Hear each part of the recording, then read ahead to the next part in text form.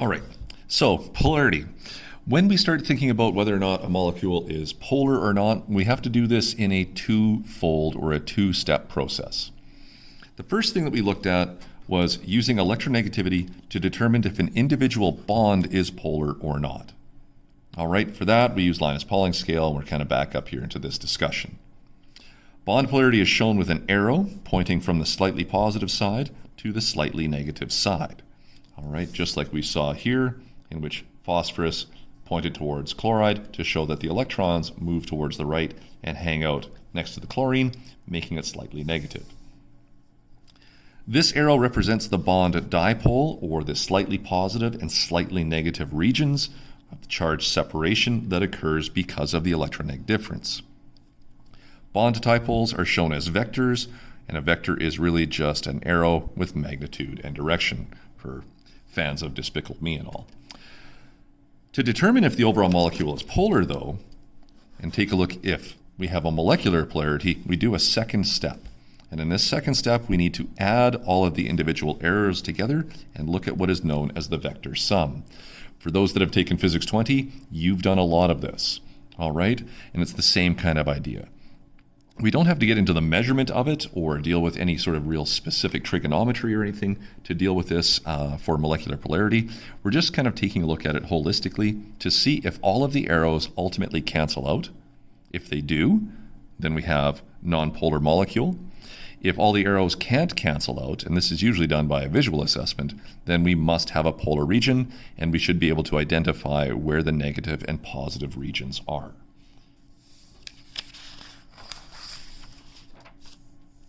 So for that, we'll take a look at a couple of different examples. For this one, if we take a look at hydrogen cyanide, that would be HCN. All right, carbon should be the central atom within the middle. It should have 4 valence electrons.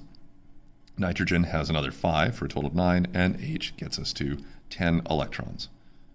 So for this, we should build this. We should find out what we've got. And so carbon in the middle, bonded to a nitrogen and bonded to a hydrogen. That uses 4 of them. 2, 4, 6 uses up the remainder. And so I have this as my Lewis dot. You can see that we have a bit of an issue in that there's no more electrons to populate carbon with any lone pairs. So that means nitrogen is going to have to share more with carbon to create its overall molecule. And so it's going to take 2 more lone pairs from nitrogen, shared as bonding pairs with carbon to satisfy carbon's octet. And so we end up with something like this. Carbon triple bonded to nitrogen. And if we think a little bit about VSEPR, the hydrogen should move over to the other side, as we end up with 1, 2 bond pairs and 0 lone pairs for carbon. That gives us this description right here of the overall structural formula. Now what we want to do is take a look at what do we have for our sharing. Carbon, when you find this one on the periodic chart, has an electronegativity of 2.6. Nitrogen is better at 3.0, and hydrogen not as good at 2.2.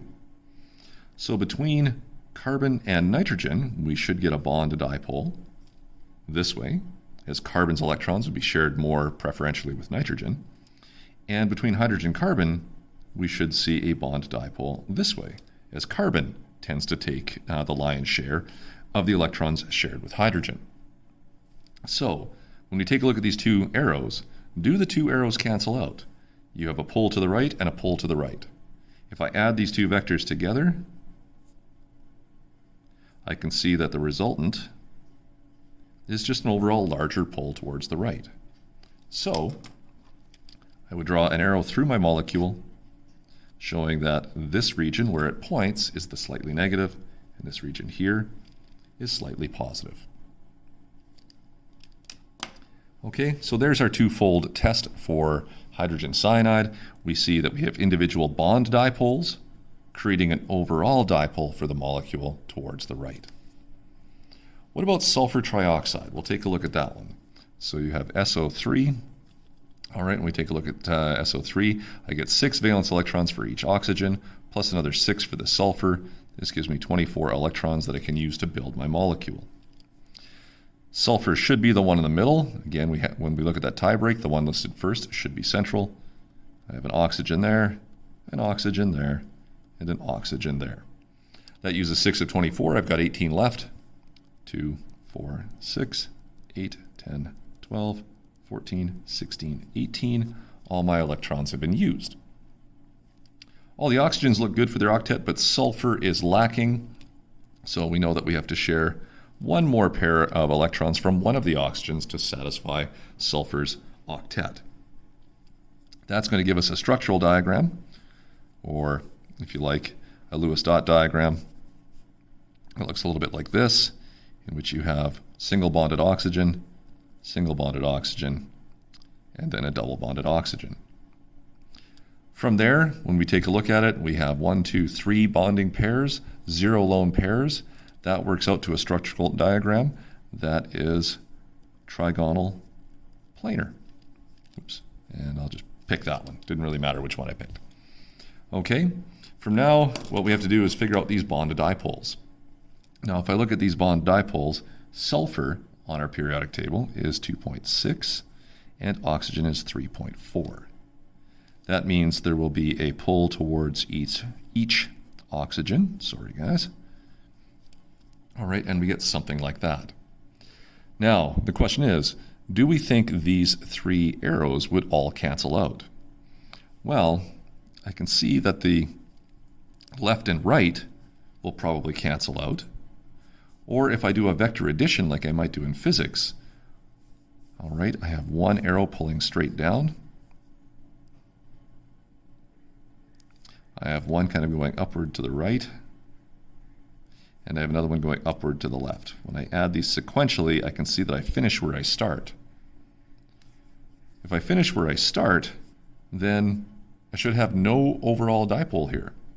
The 2 upward and opposite pulls balance out the one singular downward pull, and so this one is nonpolar overall, because all of the pulls on those electrons have a vector that cancels out.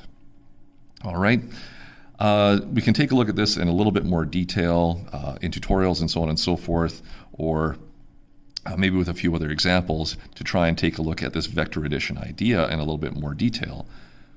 But this one was just a 2-dimensional one. I started here, added them sequentially, tip to tail, and I saw that I had a resultant arrow. This one, I did the same thing sequentially, adding them tip to tail, but I found out that nothing was left over.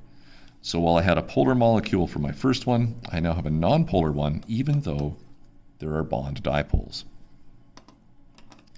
For methanol, that's CH3OH. We're going to take a look and see if this one works out. All right, so I have 4, 5, 6, 7, plus another 6 is 13 or 14 there, electrons to deal with this one. So carbon should go in the middle, and I should bond 1 hydrogen, 2 hydrogens, 3 hydrogens, and now this oxygen, and now that hydrogen. All right, that's used 2, 4, 6, 8, 10. I have 4 more to go. Carbon's good, hydrogens are good, but the oxygen needs a couple more. So now I take a look at my structural diagram here. This one should be tetrahedral. So carbon bonded to a hydrogen, bonded to an oxygen, bonded to 2 more hydrogens. Oxygen with its 2 lone pairs should push the other hydrogen this way. Now for this one, when we take a look at this big ugly shape here, we've got a lot of stuff going on, but we're just trying to determine if this is polar or not. Each hydrogen is 2.2,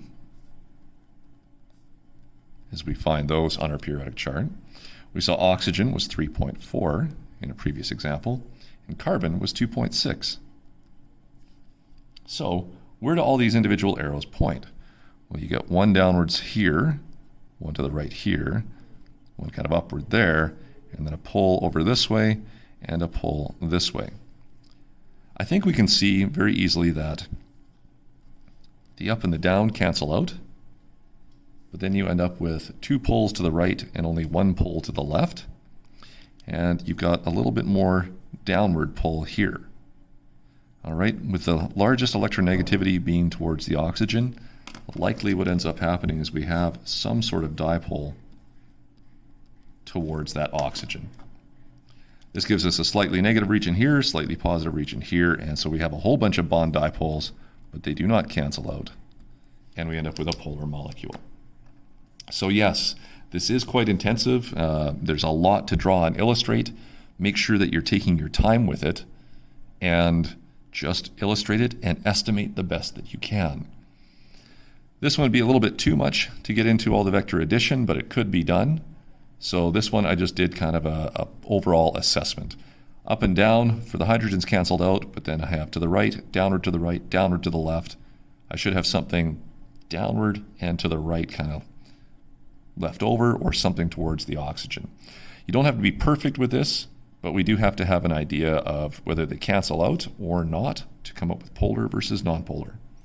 A great place that you can check, practice with this one is at this FET applet right here, this simulation. It works great. It's simple. It's intuitive. I would play around with that one and start taking a look at various molecules, and they will show you how things cancel out or don't. All right, a little bit more to discuss then after you've played with this. We talk about molecular polarity. Why do we care? Well, polarity actually has a big impact upon the solubility of a molecule. And since chemistry is such a wet science with lots of solutions in play, we do have to consider the polarity of the molecule when we try to dissolve it in water. Water is polar, and so polar solvents tend to like polar solutes. And so we say this little phrase that like dissolves like, and so we can predict whether or not certain things will dissolve. So polar substances preferentially dissolve other polar substances. Nonpolar solvents would be required to dissolve other nonpolar things. Water being polar tends not to dissolve oils and fats because they are nonpolar. Soap made from animal fats is nonpolar and is required to dissolve clean fats when, of course, you get some of that stuff on your hands and things. So in addition to this video, I would encourage you to go into D2L and take a look at the crash course chemistry video on polar versus nonpolar. They'll take you through a lot of this stuff again. All right, so unfortunately, if you're forced to learn this from home, use the videos, use the website, and they will help you out a lot more with visualizing what's going on here as we do our vector additions. All right, try some of the practice questions on page 103 and 100. You can certainly take a look at Investigation 3.2, but if you're stuck learning from home, we'll not really be spending too much time with that. Labs for us will get more rigorous once we get into Chapter 4 and beyond. Okay? I hope that made sense to you guys. Good luck with it.